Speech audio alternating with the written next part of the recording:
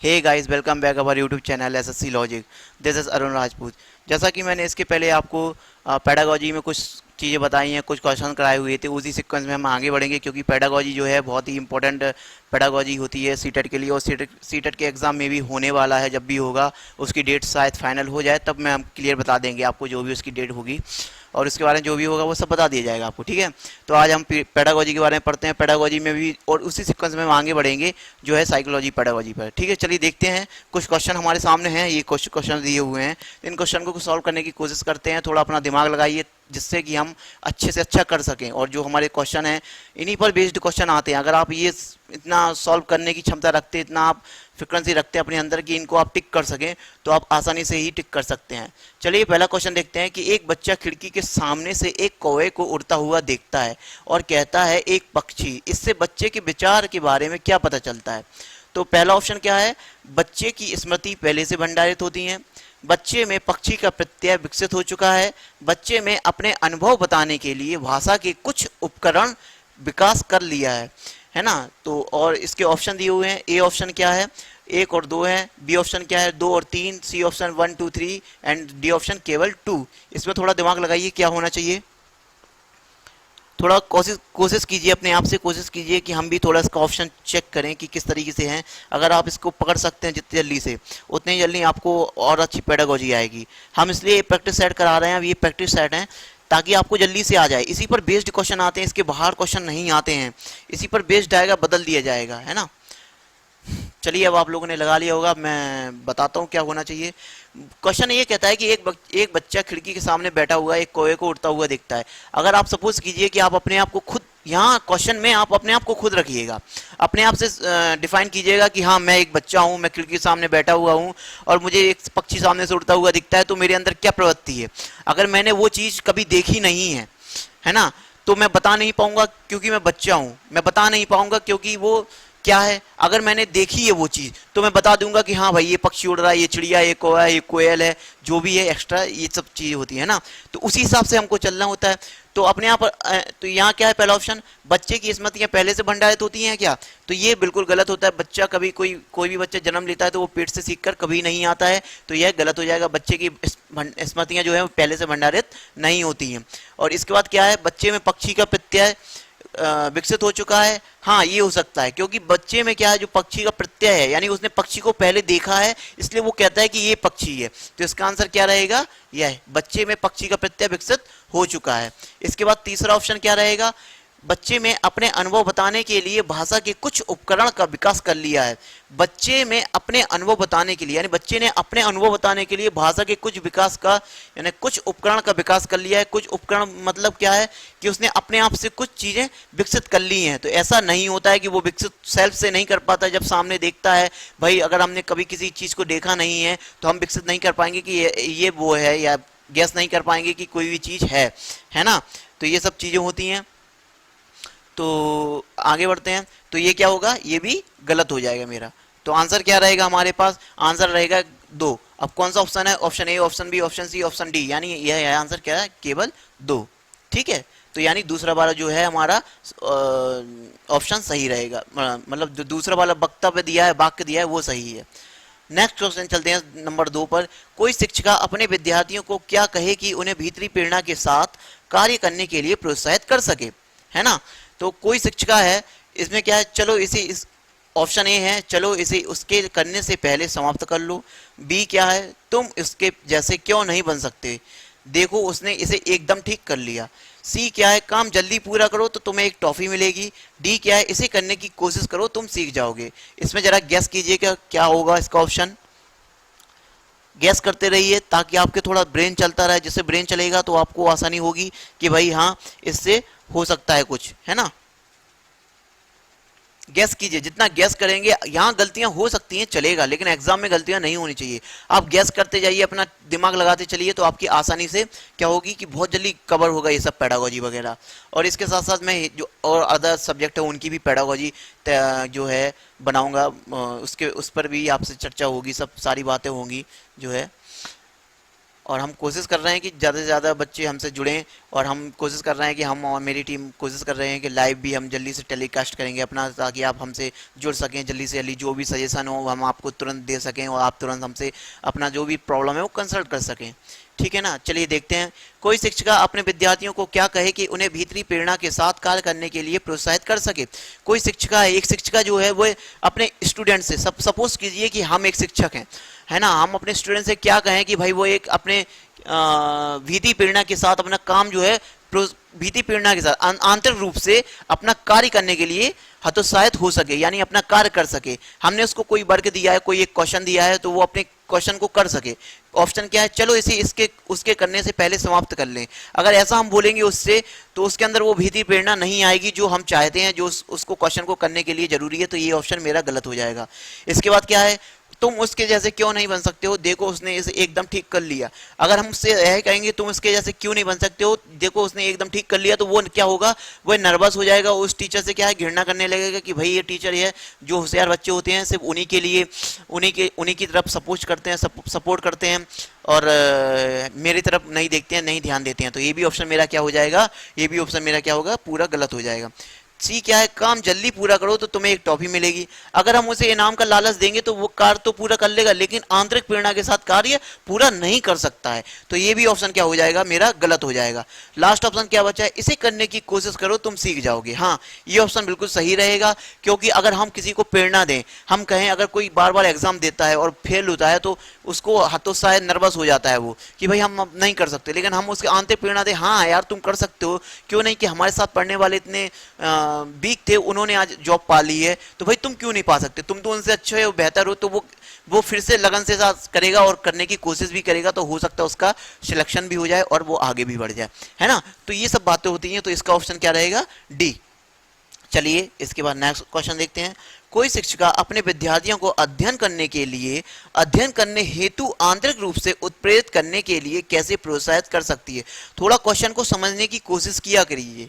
Question थोड़े घूमकर आते हैं इसमें, पर भाषा को सिंपल लैंग्वेज में बनाइए, अपने तरीके से बनाइए, उसके रूप में, है ना, तो बेहतर रहेगा। तो आप क्वेश्चन जल्दी समझ सकते हैं और उसके आंसर भी दे पाएंगे। और ऑप्शन क्या है, ए, उनमें चिंता व डर पैदा करके। ऑप्शन क्या है, बी, प्रयोगितात्मक परीक्षण से। ऑप्शन सी, व्यक्ति लक्ष्य निर्धारित करने में और उनमें निपुणता पाने में उन्हें मदद देकर।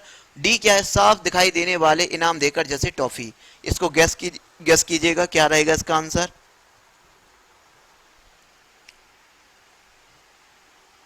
थोड़ा दिमाग लगाइए, थोड़ा क्वेश्चन को अच्छे से पढ़िए ताकि आप बेहतर कर सकें।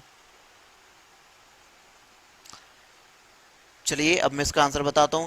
कोई शिक्षिका अपने विद्यार्थियों को अध्ययन करने हेतु आंतरिक रूप से उत्प्रेरित करने के लिए कैसे प्रोत्साहित कर सकती है। कहने का मतलब यह है कि एक शिक्षिका है जो, या शिक्षिका की जगह अपने आप को रखिए, आप जो भी है शिक्षक हैं तो शिक्षिका या शिक्षक रख लीजिए। कोई शिक्षक है जो विद्यार्थियों को अध्ययन करने हेतु, यानी अध्ययन करने के लिए, वो पढ़ने के लिए कहता है, उसके पढ़ने के लिए, है ना, आंतरिक रूप से उत्प्रेरित करने के लिए कैसे उसे प्रोत्साहित कर सकता है कि भाई उसे आंतरिक रूप से उत्प्रेरित करें, उसे आंतरिक रूप से तैयार करें, प्रिपेयर करें कि भाई तुम पढ़ सकते हो, पढ़ना है। तो इसके ऑप्शन 4 दिए हो, कैसे कर सकता है वो, तो क्या रहेंगे, उसमें चिंता और डर पैदा करके अगर हम ऐसा कर देंगे तो वो कभी सीखने लायक नहीं बचेगा, वो कभी नहीं सीख सकता।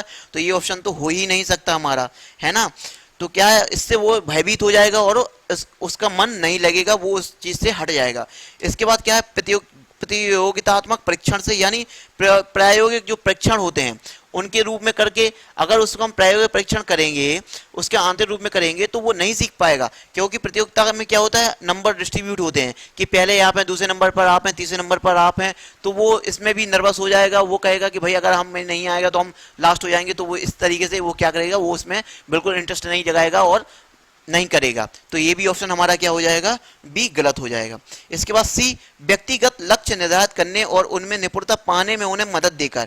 हाँ, ये हो सकता है, व्यक्तिगत लक्ष्य निर्धारित करके, एक लक्ष्य निर्धारित कर दीजिए व्यक्तिगत रूप से कि भाई आपको ये करना है, या जो आपको अच्छा लगे वो करना है, और उसमें आप निपुण हैं।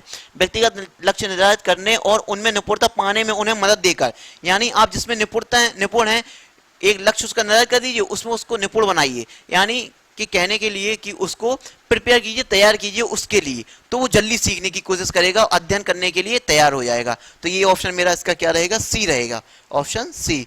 और ऑप्शन डी देखते हैं, साफ दिखाई देने वाले इनाम देकर, जैसे टॉफी, अगर हम उसे लालच देंगे किसी चीज का तो वो करेगा, तो पर आंतरिक प्रेरणा के साथ नहीं करेगा, वो करेगा पर उस आंतरिक प्रेरणा के साथ जो हम चाहते हैं उसके साथ बिल्कुल नहीं करेगा। तो ये भी ऑप्शन हमारा क्या हो जाएगा, गलत हो जाएगा। तो इसका ऑप्शन क्या रहेगा, सी। ठीक है, चलिए नेक्स्ट क्वेश्चन देखते हैं। क्वेश्चन नंबर 4, किसी प्रारंभिक कक्षा में प्रभावशाली शिक्षक का उद्देश्य विद्यार्थियों को उत्प्रेरित करना होगा। ए ऑप्शन है सीखने के लिए जिससे वे जिज्ञासु बने और सीखने के लिए ही पसंद करें। बी रटकर याद करने के लिए जिससे वे प्रत्यास्मरण करने में अच्छे बने।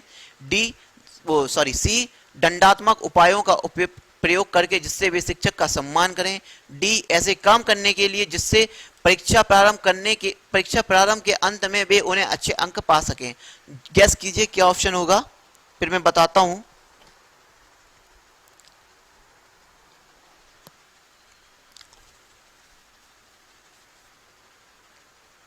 चलिए अब मैं बताता हूं इसका आंसर। किसी प्रारंभिक कक्षा में, प्रारंभिक कक्षा बोलते हैं तो 1 से 5 तक की कक्षा, प्रारंभिक कक्षा में मैं फिर आपको एक बार बताता हूं, जिस तरीके का लेवल होता है उसी तरीके से आप सोचिए, अपने आप को रखिए, ऑटोमेटिकली आपके आंसर करेक्ट होंगे, कभी गलत नहीं हो सकते आंसर, है ना।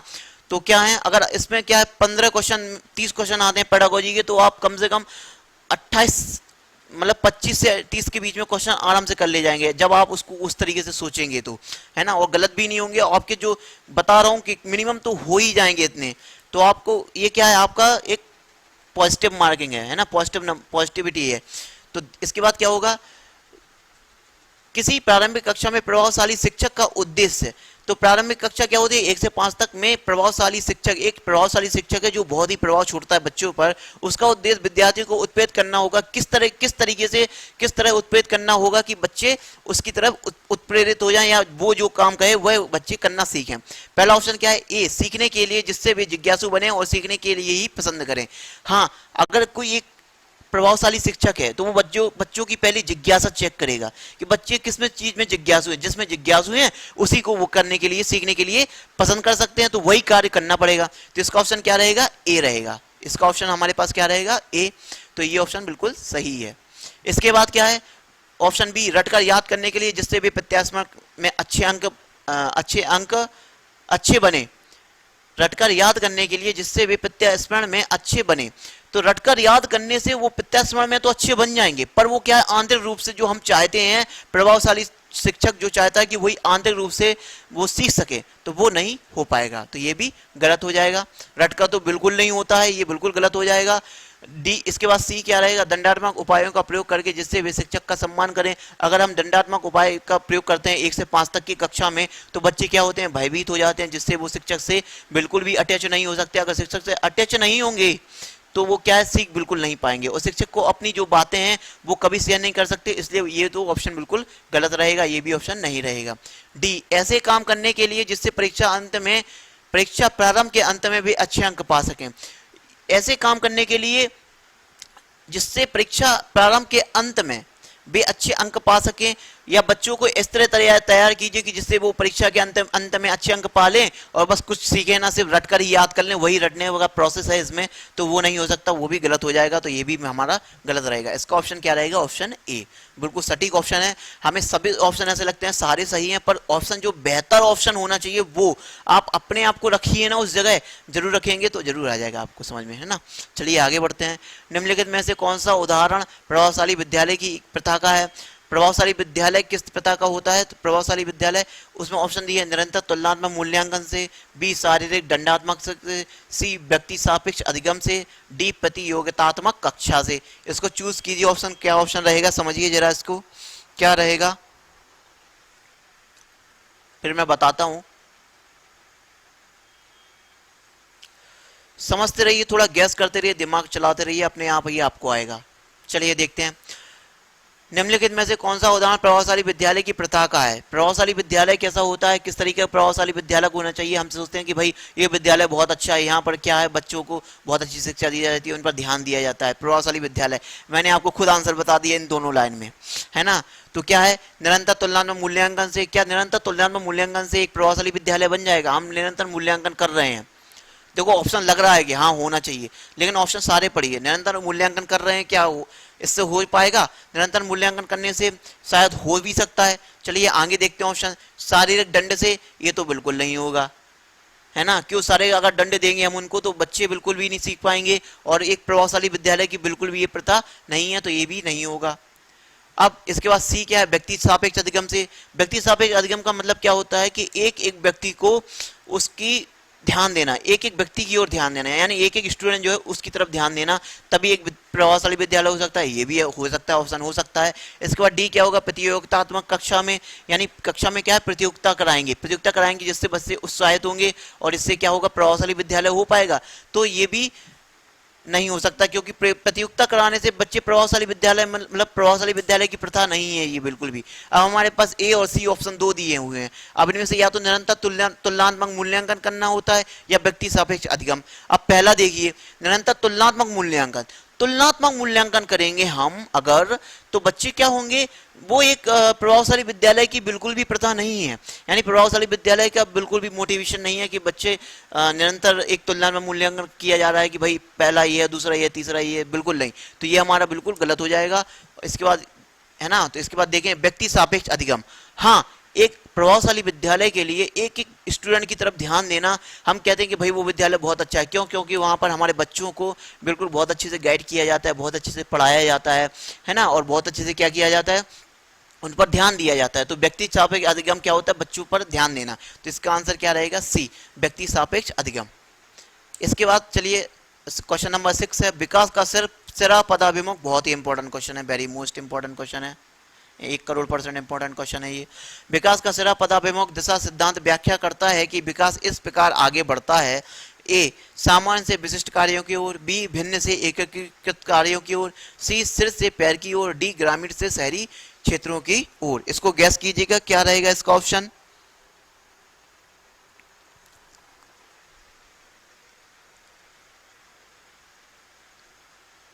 चलिए देखते हैं, विकास का सिरा पदाभिमुख सिद्धांत व्याख्या करता है ना। तो क्या है, दिशा का सिरा पदाभिमुख सिद्धांत किस प्रकार व्याख्या करता है कि विकास इस प्रकार आगे बढ़ता है ना।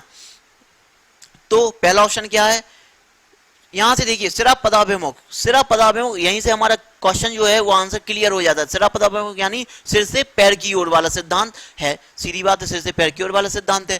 तो आप ऑब्वियसली आप समझ सकते हैं क्या है पहला, सामान्य से विशिष्ट कार्यों की, ये बिल्कुल नहीं होगा, है ना। इसके बाद क्या है, भिन्न से एकीकृत कार्यों की ओर, ये भी नहीं होगा। डी, इसके बाद सी क्या है, सिर से पैर की ओर, जो मैंने बताया था वही है। डी क्या होगा, ग्रामीण से शहरी क्षेत्र की ओर, तो ये भी नहीं होगा। ठीक है, इसके बाद आगे बढ़ते हैं हम। भाषा विकास के लिए सबसे संवेदनशील समय निम्नलिखित में से कौन सा है? ये बहुत इंपॉर्टेंट क्वेश्चन है, very very very very most important question है, 1 करोड़% इंपॉर्टेंट क्वेश्चन है ये, क्योंकि आ भी चुका है क्वेश्चन, 2019 में पूछा जा चुका है ये क्वेश्चन, और बहुत ही बढ़िया क्वेश्चन में से एक माना जाता है। क्या है, जन्म पूर्व का समय, मध्य बचपन का समय, वयस्क अवस्था का समय, प्रारंभिक बचपन का समय। गेस कीजिएगा क्या रहेगा, बहुत ही बढ़िया क्वेश्चन है, ये पूछा भी जा चुका है।